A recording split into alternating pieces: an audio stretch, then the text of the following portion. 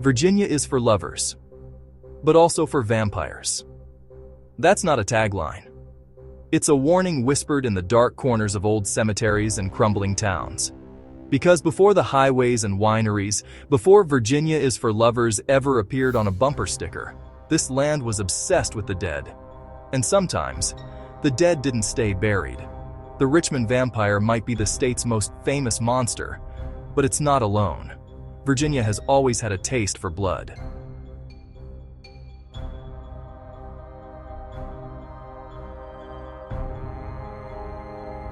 And tonight, we're sinking our teeth into how Gothic superstition, tragedy, and death culture turned the Old Dominion into the South's own vampire country. To understand why Virginia's folklore drips with the scent of decay and resurrection, we have to go back, way back, to Europe. Vampire stories were born in the Old World, places like Transylvania, Serbia, and the dark forests of Eastern Europe. Peasants dug up graves to find bloated corpses with blood at their mouths. Signs, they thought, that the dead were feeding on the living. Priests staked bodies through the heart, burned them, scattered ashes in rivers, all to keep them from rising again. Now, when colonists crossed the Atlantic, they didn't leave those fears behind. They brought them to the New World, tucked inside their Bibles, their graveyards, and their ghost stories. And Virginia, one of the oldest colonies, was fertile ground for old fears to take root. The soil was thick, damp, and full of history. Death came early and often, and in a place where life and decay shared the same front porch, the vampire felt right at home. Fear thrives where control is lost. In early Virginia, death wasn't medical. It was personal. Bodies were kept in homes, mourned by candlelight, and buried on family land. If something strange happened afterward, a sickness, a nightmare, a shadow in the hall, people didn't question science. They whispered, "Someone came back."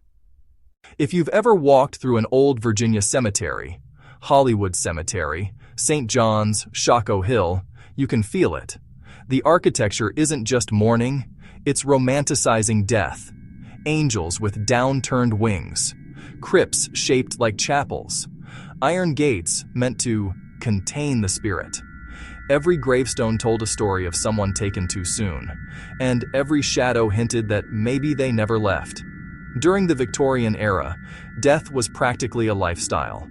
Mourning jewelry made from real human hair, portraits taken with the dead. It wasn't morbid, it was emotional preservation. But that obsession blurred the line between love and horror. So when people began whispering about the Richmond Vampire in 1925, a creature that slept in a tomb, rose from rubble, and fled to a mausoleum, it didn't sound that strange. It sounded familiar, because in Virginia, death was never final. It was an invitation to wonder.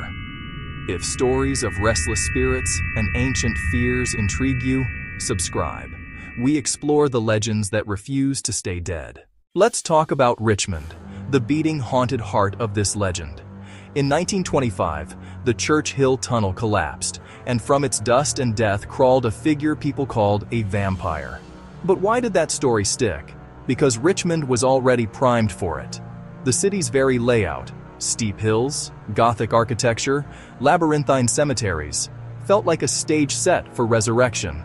And the W.W. Poole Mausoleum, where the creature supposedly fled, looked like it was carved straight out of a vampire novel. Ornate gates, Masonic symbols, Latin inscriptions. It didn't matter that the vampire was probably a horribly injured railroad worker. People saw the familiar shape of fear, and the legend was born. That's the magic of folklore. It doesn't need truth. It needs emotion. We don't believe stories because they're logical. We believe them because they make us feel something. And the Richmond Vampire gave people a way to make sense of a senseless tragedy, by giving it fangs. But Virginia's vampire obsession didn't stop there. In the decades after, as cinema and literature embraced the undead, the Old Dominion found itself strangely connected to the myth. Anne Rice's interview with the vampire, though set in New Orleans, drew heavily on Southern Gothic traditions, the same atmospheric decay you feel in Virginia's historic districts.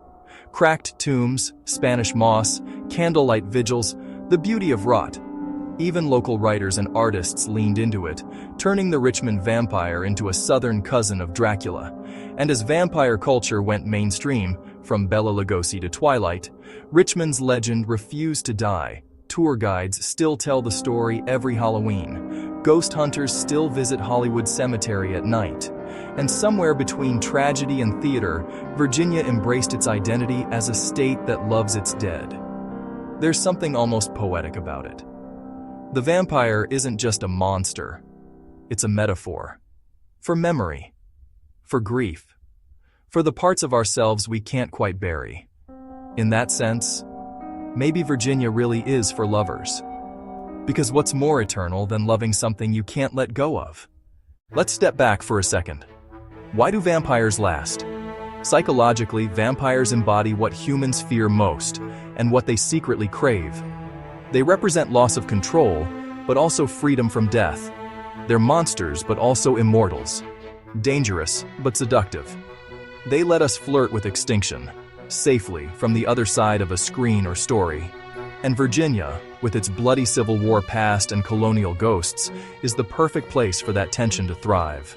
Because this is a state built on the contradictions vampires love: beauty and decay, love and loss, life and death.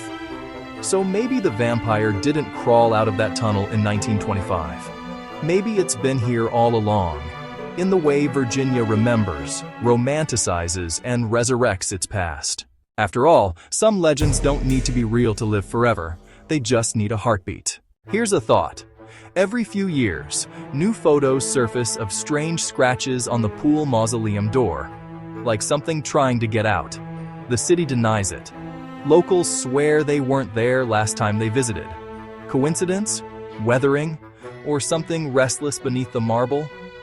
Maybe the real curse of the Richmond Vampire isn't what he was, but that we keep waking him up.